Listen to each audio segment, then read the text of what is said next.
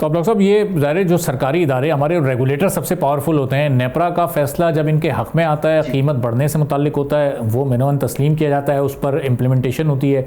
जब वो फैसला ज़रा सा आवामी मफाद में आता है तो वो चैलेंज हो जाता है और आप देखें रेगुलेटर कुछ नहीं कर पाता। मुतसिब की जानिब से इनके CEO को कसूरवार ठहराया जाता है, उनको हटाने के ऑर्डर्स आते हैं, उस फैसले को भी ये रद्दी की टोकरी में डाल देते हैं और उस पर स्टे के बाद आज तक मोनिस अलवी CEO की कुर्सी पर मौजूद हैं। तो ये सरकारी इदारों को भी चैलेंज कर रहे हैं, ये अपने रेगुलेटर की बात भी नहीं मान रहे। अपनी मर्जी की होती है तो मानते हैं, मर्जी की नहीं होती तो नहीं मानते। तो फिर रेगुलेटर की हैसियत क्या रह जाती है? मैं यही तो कह रहा हूं ना कि आखिर इनके पास कौन सी ऐसी मेटाफिजिकल फोर्स है कि जो रूल्स को भी आप डिफाई कर रहे हैं। देखिए ना, एक नेपरा ठीक है, हमारे बहुत से मामला पर उनसे इख्तलाफ हो सकता है, लेकिन जहां बात आएगी कंज्यूमर को बेनिफिट पहुंचाने की, ये दायरे रेगुलेटर बनाए इसीलिए जाते हैं। तो आखिर अब सवाल यहाँ पर है वो, यानी ज़िम्नन जो सवाल आता है वो ये है कि आखिर इनके पास कौन सी ऐसी ताकत है कि इनके सामने स्टेट सिस्टम मफलूज होकर रह जाता है। देखिए ना, मफलूज ही कर दिया ना इन्होंने। जब आप किसी रेगुलेटर को मानने के लिए तैयार नहीं, किसी और जो है ना सिस्टम को समझने के लिए तैयार नहीं है, आप अपने कंज्यूमर को सेटिस्फाई कर दें।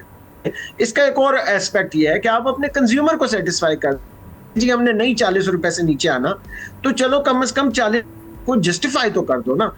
जो उसकी एक रिटर्न ऑन इन्वेस्टमेंट है, पैसा आपका कंज्यूमर दे रहा है, आप उसको तो सेटिस्फाई कर दें। आप उसको भी सेटिस्फाई नहीं कर रहे, ये प्लीज डिग आउट होने वाली चीज है। और मैं तो आपके प्रोग्राम की विसातत से जो हमारे मतलब जो साहिब अख्तियार लोग हैं, मैं उनसे ये दरख्वास्त करूंगा कि आप इनकी वो सोर्स तो तलाश करें जिस सोर्स की बेस के ऊपर ये इतने ताकतवर होकर बैठे हुए हैं। देखिए, कंज्यूमर सफर कर रहा है, हमारा शहर सफर कर रहा है, और हमारा वो शहर जो हमारी इकोनॉमी की बैकबोन है वो सफर कर रहा है, और सिर्फ इनकी वजह से सफर कर रहा है। मुझसे किसी ने पूछा जी वो क्यों नहीं जाते कराची के लोग?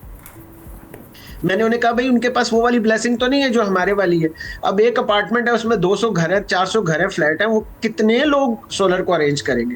भाई हमारे पास तो यहाँ चले इस्लामाबाद में सिंगल हमारे हाउसेज हैं, हम उसको मैनेज कर लेते हैं। तो ऑल्टरनेट एनर्जी भी वहां पे नहीं कोई हल हो सकता। तो खुदा के लिए ये एक सोर्स इसकी तलाश करनी पड़ेगी और इसका एक प्रॉपर इसको सॉर्ट आउट करना पड़ेगा अगर हमने कराची का मुस्तकबिल बचाना है। देखिए, हम गवर्नेंस में वैसे ही इस वक्त मतलब जो हमारा एक ओवरऑल गवर्नेंस का सिस्टम है, मैं एक बड़ा हैरान हुआ अरबाब जंगी। मैं आपको एक बड़ी दिलचस्प बात बताऊं कि हमारे यहाँ जो एडमिनिस्ट्रेशन के, मैनेजमेंट के, गवर्नेंस के फैसले कैसे हो रहे हैं, वो इस तरह से हो रहे हैं कि हमारे जो साहिब इक़्तिदार लोग हैं, ये बैठ के टीवी के 3-4 टॉक शो देखते हैं, ये देखते हैं कि किस तरफ की हवा चल रही है, आया उसमें हमने कोई पॉपुलर डिसीजन करके 4 दिन जो है ना अपने हक में मीडिया को लाना है और 4 दिन हमने उनसे मतलब अगेंस्ट होना है।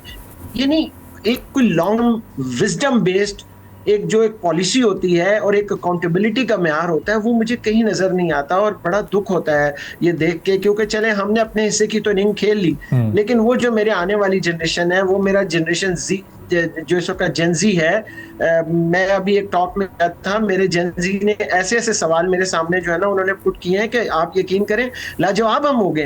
क्यों? कि वो बच्चे, उनके पास अवेयरनेस है, उनके पास इंफॉर्मेशन है, वो सवाल पूछते हैं आपसे और हम जवाब नहीं दे सकते हैं। आप जागीर, हम उनको कैसे, हम उन बच्चों को फेस करें? सब्सक्राइब करें और बेल दबाएं ताकि कोई खबर रह न जाए।